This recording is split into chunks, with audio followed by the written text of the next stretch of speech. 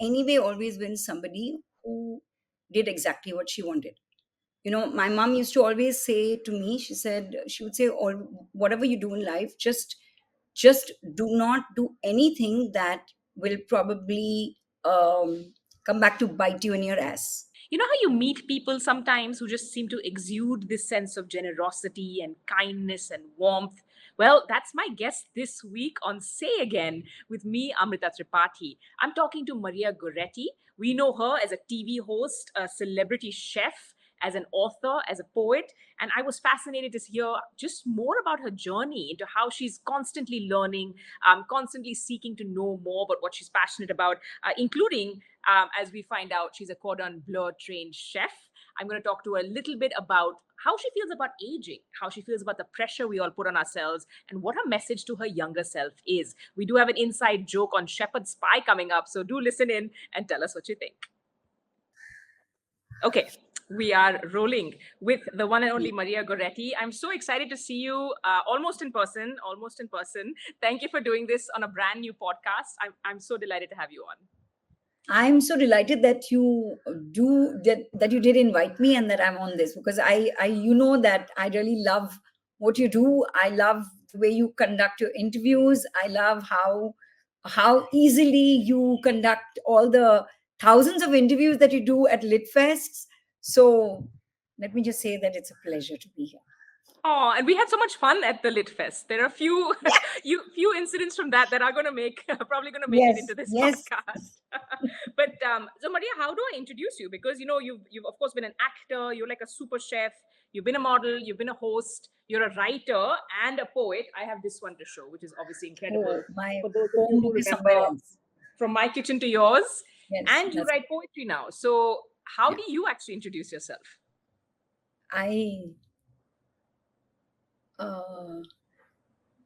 So I think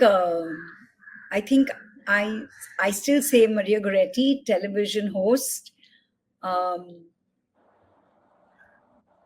and author. I think I don't know. I love it.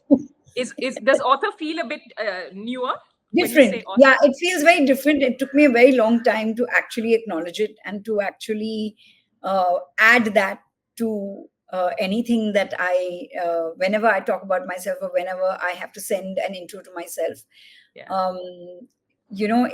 It feels different, but I think it's been quite some time now it's been 8 years since my first book, and a year since my second. So I'm like, okay, I'm comfortable with it now. It's so great. And I, of course, first met you just recently at a literature festival. That's the first time I met you. And the second time I met you was also at a literature festival. So I think author is how I'm going to lead. Maria Goretti, yeah, author. I think I'm good with it. Yes, I love it. So to start with, I'm going to ask you a very simple question, which is a lie. It's not simple at all. But because you have so many roles and this multi-hyphenate is a term we're all getting used to, right? I mean, it seems to be the era for those of us who juggle different identities, you have different interests. Can you tell me a little bit about what makes you tick? What do you get excited about even today? Sort of behind the scenes, behind the screen. What's something that makes you tick? I think the fact that I have never thought of myself as somebody with a single identity. So, even in school, when I was in school, I always did so many different things, and though I was not the best at sports, even on sports day, I would take part. Though, of course, many a times that red ribbon used to be put back up because I was the last to run. But having said that, I think I got better with sports in college, and I got even better when my kids went to school, because at every Mother's Days, I would jump first and go and stand there, because I was like, okay, I've got to still run, So, but I think later on in life, what happened with me is that I realized there were so many things that I actually did all my life, and when I took a break and when I kind of stopped working on television, a lot of things kind of came back. I started writing again, which I had not done because I never had any time to. I learned how to cook. I used to make clothes when I was younger. I also, in fact, did a year of fashion design at Sapphire's Polytechnic. So I learned, of course, stitching from my mom. So I started doing a bit of that back again. I love doing interiors. So I mean, only my own. So at the moment, I'm just doing that. But I realized that there is a whole world of ideas, and there is this pool full of talent that all of us come to earth with, Hmm. and the day we decided to tap into it, you find a new persona. And I feel that that is something that I enjoy doing. If something does really, really appeal to me, I kind of go to the bottom and I start with zero, and I kind of try and study it, or try and do as much as research as possible.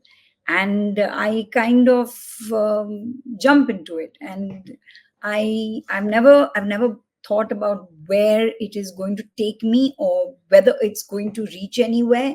But as at the time that I'm in love with whatever that idea is, I just give it my all. So that's me. When I was preparing for this interview, and speaking to the fact that you've had so many different interests, I want to talk about a couple of things that I was really surprised by, because for my vintage, my generation, our generation, we Yeah. remember you, of course, as a VJ, right? Like when Yes.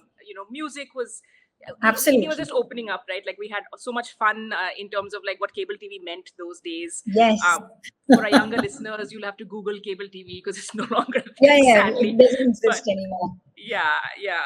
But I was really amazed that you'd also study, like you're an economics graduate before you Yeah. did the design, and then Yeah. you came to TV.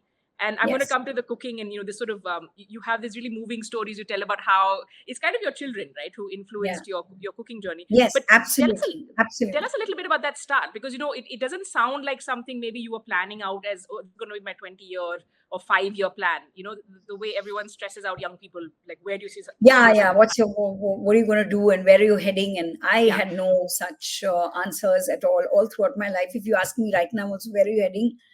I have no idea. All I know is that I'm going to have coffee at 4 o'clock. That's all that I know. Every Got day, it. four, I'm going to have coffee. So Okay. after I was done with MTV, I think MTV was one of the most beautiful periods in my life, and it gave me freedom to be exactly who I am.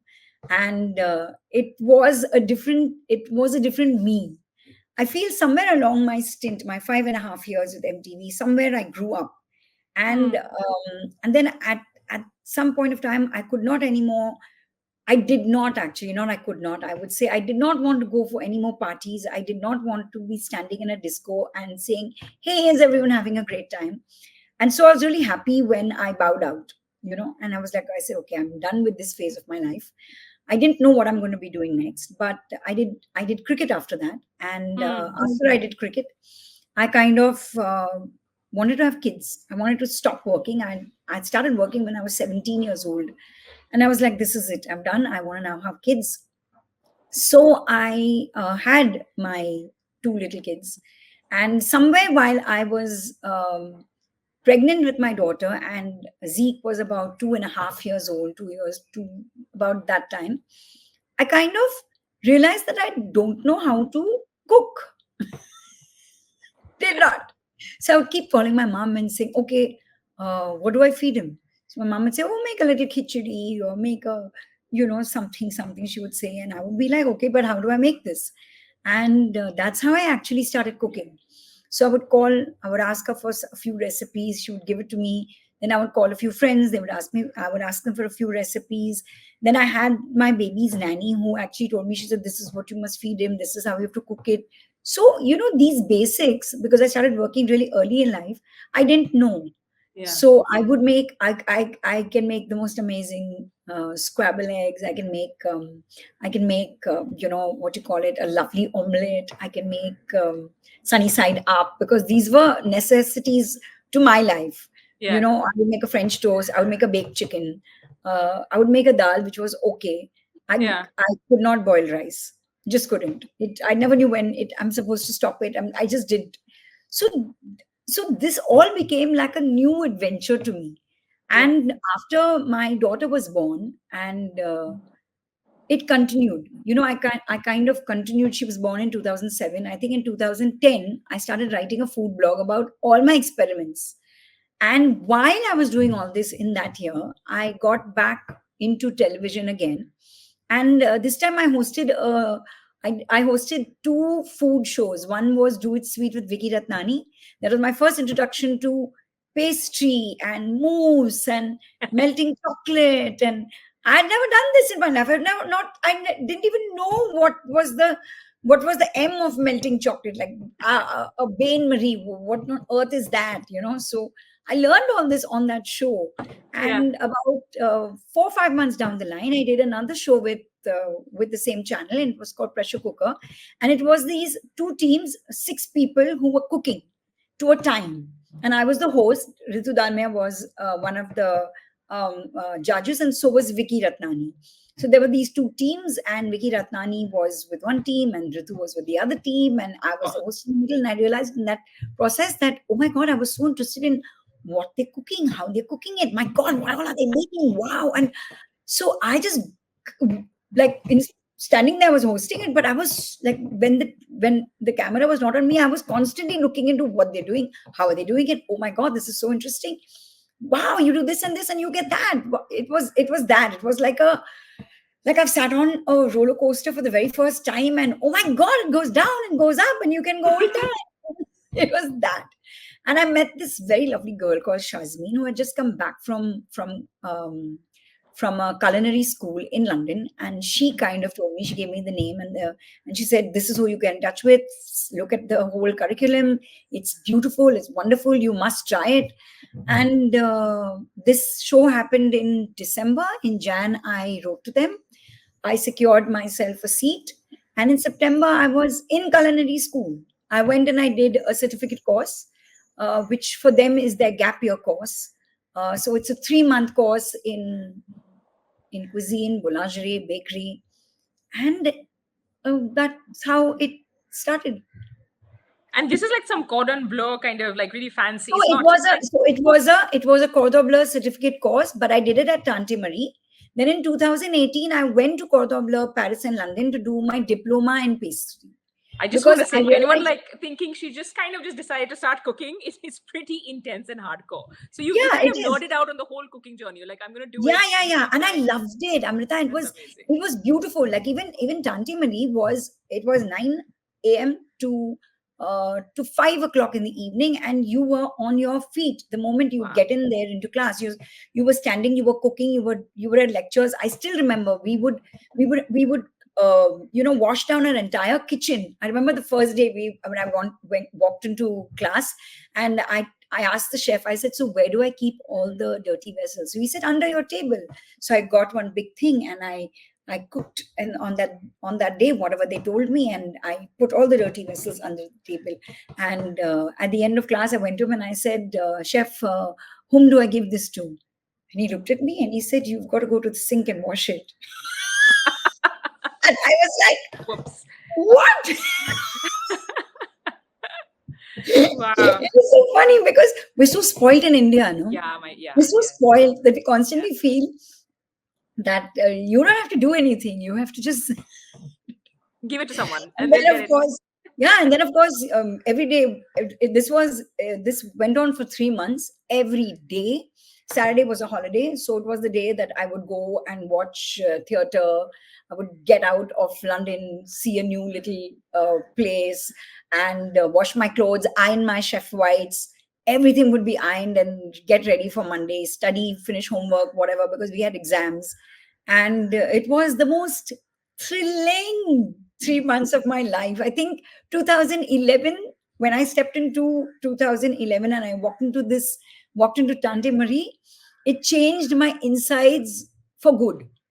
I Yeah, came out a new person, and then 2018, I decided I don't understand how they make, how is pastry made? How are these things getting in? What is the whole thing? So I went and I did an intensive in pastry at Le Cordon Bleu, Paris and London. And intensive means you have three different curriculums to finish: your basic, your intermediate, your superior.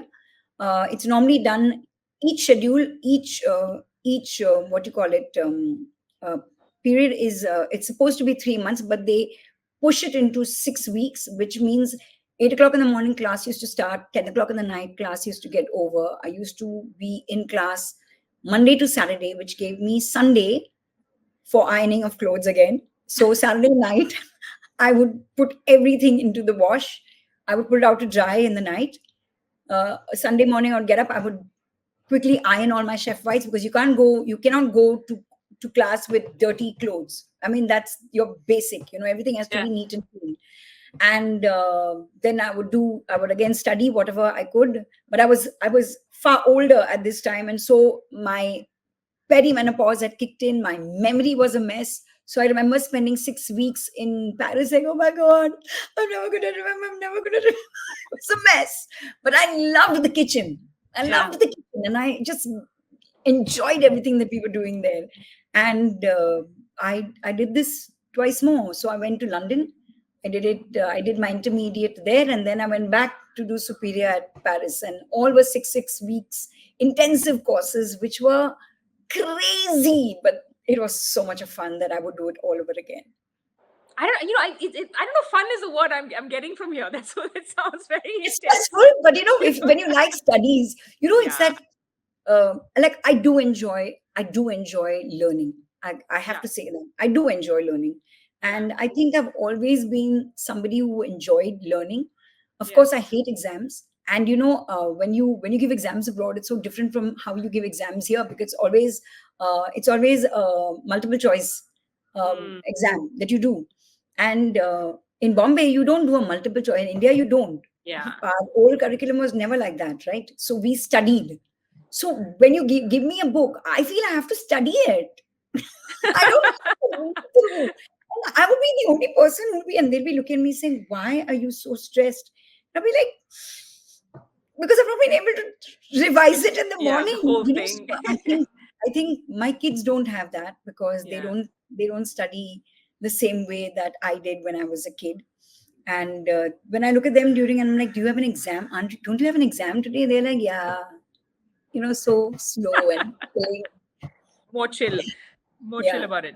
But much. there's so many things I want to pick up from that. I'm going to come back to ask you a little bit about, how personal our relationship is with food and how you curate recipes and where that journey has taken you. But, you also said you changed internally. Yes, And I want to ask you a little bit more about I'm very interested in our internal lives and selves. And you're someone who's also, you started out at 17 on television. I've been talking to a few folks about, the pressure on women especially, but it's certainly on men as well, in the yes. public eye, whether you're on TV, big screen, small screen, now social media. What's your relationship like with aging, with seeing yourself grow older, wiser, the good, bad, the ugly? What's your relationship like with the whole process? So if there's one thing that I have always been comfortable with, it is with me, however I am. I am very comfortable with me. Yes, I've gone through phases where I probably didn't look my best. I probably was not feeling good internally. Uh, but I feel that at every age in your life, you cannot look the same. you Hmm. know your insides change, your head changes, your face changes, your body changes, and you can't fight that process. Okay, it's an impossible battle, and you should not get into it, because you are going to lose. Why is it called the aging process? Because we as human beings age. That is the natural cycle of life. It's like, probably for trees it's different. They let go of their leaves and they start from afresh. But still, after a few years, a tree stops giving fruit, so they may go through the process of still losing their leaves, still getting fresh leaves, but they don't anymore give fruit. So I think it's the same with us human beings. Like, after a point of time, a woman cannot give birth, because, of course, you do not produce any more eggs. Along with you going through perimenopause and menopause, after it all gets done, it takes a big toll on your skin. It takes a big toll on your hair. it takes a big toll on you as a person. You feel. Hmm. But I must tell you that I've been through it. I've come out onto the other side, and I feel free. I feel like, okay, now it's done. Yeah. It's dusted and it's over, and now get on with whatever else there is. But I remember that period of menopause when your hormones are running and raging in different directions. It messes with your head. Forget anything else. It's like sometimes you feel like like now when I look back, I feel that when I was studying at that point of time in 2018 was when I was going through perimenopause. Hmm. So I was constantly crying. I could not remember something. I would be like, oh my God, oh my God. I was like, what is happening? And I'm like, why am I crying about this? But I did, Yeah. so I realized that that was a phase. Yeah. Coming to how I look, I'm fine with how I look. I I mean, have if I look like you, I'd be fine. You look no, gorgeous. I mean, that's all no, I meant. no. I meant I this, don't look the the same. relationship. So people, Yeah. Amrita, people who met me today, okay, and who suddenly come across a photograph of me from say 10 years ago, they look and say, "Oh my God, we would never know this is you." So now to me, that's like I feel really I look that drastically different. No, that's So maybe so yeah. maybe I do because we all change in time Yeah. and with age, and I feel fine. Like I know for a fact that I'm never going to color my hair. I have a lot of gray in, and I know I'm never going to color it. I know Oh, that. okay. Yeah. So I know that that's something I'm never going to do. You're not gonna. So, I what a. I actually have a lovely hairdresser who calls them like, what does he call them? Wisdom hair instead of like, wisdom. everyone says Yeah, like so cover I them have up. Wisdom. tons. I don't know about the wisdom, but I have the gray hair. The wisdom hair, the wisdom yoga. You must be having some wisdom. But I don't know about can you that. think can you think of one thing? I mean, there's two questions now. One is if you had a message for your younger self. I'm very curious what that would be. But before that, can you think of one thing that's kind of nice about getting older? Because I feel like we also freak out a lot because also as soon as we put this on social media, we're going to be bombarded by all these videos just by virtue of how the algo works. So there does seem to be like, so for example, turning 30 is a milestone. You kind of worry about it. Turning 40 is a milestone. Turning 50, is there anything you feel that kind of improves as you get older? Like you said, you feel free now, which is quite interesting. Yeah. So the thing is, I have always been, I have anyway always been somebody who did exactly what she wanted. My mom used to always say to me, she would say, all whatever you do in life, just do not do anything that will probably come back to bite you in your ass. You know. So I was, so everything that I did, I felt okay. It's fine. I would not do anything that would be so crazy that I would have to shut it at some point of time, or not want to look at it at some point of time, or be embarrassed about it where my kids are concerned, or where my family is concerned, or anything like that. Hmm. So that was one bit. The second bit was that I was not somebody who was really bothered about what the world said about me. I was fine in my head about who I am, what I'm doing, and I was happy with myself. Hmm. So I have never been somebody um, who was feeling judged by everybody else. I Oh, that's didn't feel huge. like yeah, I Yeah. didn't feel like that. I just did what I wanted to, and I would see that I'm not harming anyone. Like that Yeah. was for me. That was for me an important thing. I didn't want anyone. I did not want to unknowingly, I don't know, but knowingly, I did not want to harm anyone. So that is something that has always stayed. If something does not appeal to me, and like on a set, if I reach a set and they are not doing what they told me that they're going to do, then I will stick my feet in and I'll say, sorry, boss, this was not told to me. Ain't gonna do this. It's Hmm. very simple. Mine is I'm very straight with all this. I'm like, okay, this is what you're gonna get from me. This is what you have to give me, and over and out. I'm Hmm. very clear with all my work transactions. I think when it comes to people, when it comes to friends, when it comes to family, I think I'm a little more giving, and I think sometimes that takes a toll on me, you know because I always feel also that when you want to do something for somebody, go ahead and do it. Yeah. I also don't feel that if you do something, you have to get something in return. You do it because you want to do this. So if I don't want to do something, I, to me, no comes very easily Really? because, That's awesome. yeah. Yeah. So if I don't want to do something, I will say no. I'll say no, not I don't want to do this, or I can't do this, or no, sorry, not at this time. You know, because I feel that when you give, you need to just give. Yeah. You don't need to think, oh, now that I'm going to give this will do this and that, and some calculation. There is no calculation. It's like you just give and you Hmm. leave it. I think, and I think that's easier. Sometimes what I realized that I was also a bit too giving. So that is something that I kind of have stepped back on. I'm like, okay, boss, I can only do this much. After this, I want a holiday. Now I want to go sit quietly alone, not talk to anyone, Yeah. and just be. So yeah, That is really cool. And I know you do. I've been seeing some of your videos on Insta, like sort of aerial yoga, and you do yeah, recharge. Like you do take the time to recharge, yes, which yes. seems very important as well. No, Is it is is. that? Amrita, you're in this for so long, and there's so much of information that you need to retain about your work, about the people that you work with, about everything that you do. And I think when you do that, you unknowingly put so much of a pressure on yourself that at times you are running and you don't know why. Yeah. So I really feel that you need to look after yourself in whichever way possible. Like I see to it, like I realize that for me, food is a very big thing. So I like eating good food, but I like eating healthy food because it makes my insides feel good. Having Mm. said that, I'm also somebody who will suddenly wake up at 9 o'clock in the night and say, "Oh my God, I feel like having, biryani from that Bengali place." So I will call for it. Plus, I will call for mishti from Sweet Bengal, and I will just sit and eat it because I enjoy it.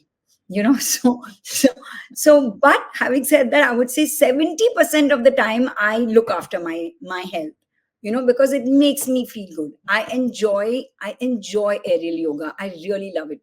I do weights because it is good for me, not because I enjoy it. I do it because in the long run, that's what's going to really keep me fine. I want to be able to be going on holidays alone for as long as possible. I want to be able to rely on myself for as long as possible. And for me to do these things, I have to look after myself. Yeah. Because no matter what, if you don't look after yourself, nothing can be done. Anyone, like, you can advise people on the most wonderful ways to look after themselves, but if they don't, you can't help them. So I feel like if I help me, I will be in a much better place to help whoever else I need to help at that point of time. Yeah, that's really wise. And you're right. I mean, if you don't take care of yourself, and this goes for your mental health, physical health, Yeah. actually everything. No one else can really do it for you, right? I mean, we're the No, best no, custodians and guardians of absolutely. that. What's a message you have for for a younger self or younger selves? Hmm. Well, if I had to say something to my younger self today, I think I would just say, yeah, just continue, do whatever you're doing. I have no advice. Yeah, That's awesome. because And yeah, that's great. when I look at me today, I'm in a good place. I Yeah. am I'm fine. So I feel that all the wrong places that I probably went to, and all the right places that I reached, all the wonderful work that I did, all the good experiences, all the bad experiences, they taught me so much. They Yeah. just have my head is different today. And I know most of the time I know when I want to do something, when I don't. I know when to say yes, when to say no. Sometimes I'm completely confused, then I toss a coin. But Heads or tails, eh? Like you're kind of yeah, leave it to. but yeah, I would just, if I had to meet the young me today, I would just say, yeah, continue, do exactly what you want, and have fun. Just have I love fun, that because it's also because kind we of have one important. life to live. If you don't have Yeah. fun, And Yeah. you're always going to be, looking over your shoulder and wondering and wondering. It's not worth it. Not worth it. Um, in terms of, you know, new things you've tried, for example, like the poetry was relatively new. I mean, that felt like a relatively newer Yes. avatar for Maria Goretti. Tell me a little bit about why you write poetry. What does poetry mean to you, and what moves you? Because I was reading your book and I realized, it's very, there's a lot about love and feelings, and I mean, not in a corny way, but in a sort of in a quite a moving way. What are some of the things that you love about poetry, and why do you write poems? So, poetry just happened to me. It it was something that came along while I was writing my blog. So I Hmm. started writing my food blog in 2010. In 2011, I somewhere wrote my first poem. And I didn't think too much of it. I wrote it down. It's all in my phone. I always write on my phone. And it just, I was sitting and it just kind of, all these thoughts just kept coming. And I just kept putting them down on my phone. And then it stopped and I had a poem. And I have been writing since 2011. I think every time Oh, something that's moves me, yeah. yeah, or something stays inside me for too long, it comes out in the form of poem, whether good, bad, or ugly. And I think after my poetry book, after my food book got done and dusted, Deepa, who was with Om at that point of time, she in fact told me, she said, Maria, I've read some of your poems. Why don't you send them to me? And maybe we'll check and see, what we can do with it. Yeah. So I compiled everything that I had. I had about 100 pieces, and I sent it to her. And she said, we'll have to edit it, of course, but I think we've got something nice here. So I was like, okay. And I remember this was maybe 2017, 18, somewhere there. I think I must have sent all this. And then in 2019, I kind of put everything together, and we had come down from 100 to 70, 70 to 60, 50. And in 2020, I think we decided, because I'm very slow. I don't know, when all this comes to me, I sometimes keep thinking, why am I doing this? Like, what is this that I'm putting out? Is this fine? And I don't know. So I kind of procrastinated. And then every time they would send me the book back and say, do a last read through, I would hate at least 4 pieces out of it. Oh And I'd be like, yeah. no, no, no, no, no, no, no, let me redo this. Okay, I don't want this. This sounds terrible. I throw this out. I'm writing a new one. So basically, I just kept doing this till 2023, till 2022. And in 22, I remember Ajay of Om Books told me, he said, Maria, you have to stop doing this. This will never go out. Yeah. So I was like, don't send it. I said, don't send it to me, because the moment you send it to me, there is so much, because I've read it so often that I'm like, I'm hating it. And I'm saying, oh my God, this is rubbish. And oh my God, this is, ugh, take this out. So he said, okay. He said, okay, I'm not going to send it back to you. Then they sent it to me back. Then I remember I did some more changes. And then finally in 2023, Jan, he said, okay, just send me a mail saying go to print. That's it. Don't say anything underneath it. So I said, okay, even if I beg of you, don't not print it. So but you know what, from how I used to write earlier to how I write today, I have seen a difference. I still Hmm. write in rhyme because that's what comes to me. And I know it may sound really silly, but it's like sometimes it's like a download. Sometimes I'm sitting, in a really beautiful place, and I'm just so calm, and these words just come out, and we all have our phones always. So I just sit with my phone, I put it down together, and I leave it. And then probably I read it in a day or two. And if it still reads fine to me, then I probably will correct it, or I probably will shorten it. My friends tell me I write a lot. So I'm constantly trying to shorten whatever I write. So, but that is how it is. I think it is an outpouring of feelings that have been kept inside, or experiences that I've gone through, experiences that I've heard of, films that I've seen, people that I've talked to, or sometimes what is going on in the news. It's a mix of everything that kind of comes Rolls. out in the form of a poem. Yeah. And on another note, is it true what I've heard that you're going to be writing an ode to shepherd's pie in your next collection? For that, we need to go for another lovely lit fest and try Yeah. and get a shepherd's pie and not wait an hour for it. I think And then see the look of not satisfaction on your face. I will say that was a moment. That was really a moment. Okay, last that couple of was questions for fun. you. I do want to ask you a little bit about what we were talking about food, and of course your journey with cooking and really challenging yourself. It feels like it was something new you wanted to do, and you kind of Yes. deep dove into it. What is the relationship? Most of us have something, right? There's something very emotional. There's something very nostalgic about many of our relationships with food. If you ask people, they'll be like, it's their mother's recipe or their grandmother's stew or something. What is it about, you think, food and human emotions that is so powerful? Number one is that it's sustenance. You can't do without it. So that is your baseline. Because I feel your emotions get attached later when your stomach is full. But if you were a person who uh, somebody who never got enough of food, there are so many people today in India who probably don't have one square meal. So if you ask them what is their relationship with food, for them it's sustenance. Mm.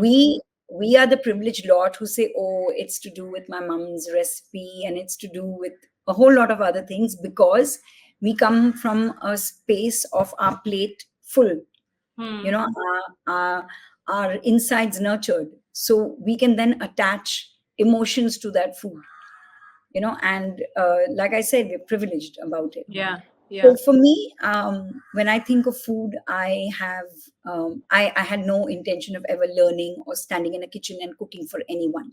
That I was very clear about. I did not ever want to do that. So all throughout my life, my mom would say, you've got to learn this, you've got to learn this. One day you're going to have to do this. I would tell her, no, I'm not doing any such thing. I'm going to be ordering from somewhere, or I will come and eat with you, or I will go to somebody's house and eat. And I had that kind of aversion to learn how to cook. Mm. I just felt if I'm studying and I'm working, why do I have to get back into the kitchen at the end of the day and cook for everyone? Somebody else has got to do that. That was in my head, which is why I never bothered. But today, when I look at food, I think about all the times that we all sat together as a family and ate. I think of all the festivals that we kind of prepared for before the final meal. I think about all these things. I think about holidays with my grandma, with my maternal grandma in Vasai, and the food that I ate there. I think about my paternal grandma who lived with us, and the kind of food that she made was very different. I remember her during the rains. She would get out into the garden, and then she would come back with a bowl full of mushrooms when mushrooms were not in the market. We did not have mushrooms like how we get it now at our bhaji wala. You can just go and get various kinds of mushrooms. That time there was no mushrooms in the market. So my grandmother used to pull out mushrooms from the garden. The kind, like, she knew which one to pull out, not the poisonous ones, of course, because we're all alive. So she would. I remember having mushroom soup. So it's all these things that kind of come down to what I cook today. So even though I've been trained in the art of I've done French cuisine, in the art of French cuisine, because that's what my base is. I still, when I cook, it is always a mix of what my roots are. I'm East Indian, and we have something called bottle masala, which every family makes their own recipe. And I realized that when it comes down to having a celebration, I do make all the kind of food that I learned, but it always has, it has traces of what I tasted as a kid. It always boils down to that. So what I think, what you grow up with is what you finally go back to. It's like coming home. So I may make pies and I may make tarts and I do all of this, but I'll fill them with probably a keema that my I grew up eating, you know. Yeah. So that kind of, so that's how I cook. I love it. Okay, I want to come over one day when you're when you're actually Please doing one of your do, next photo please shoots do. and spreads.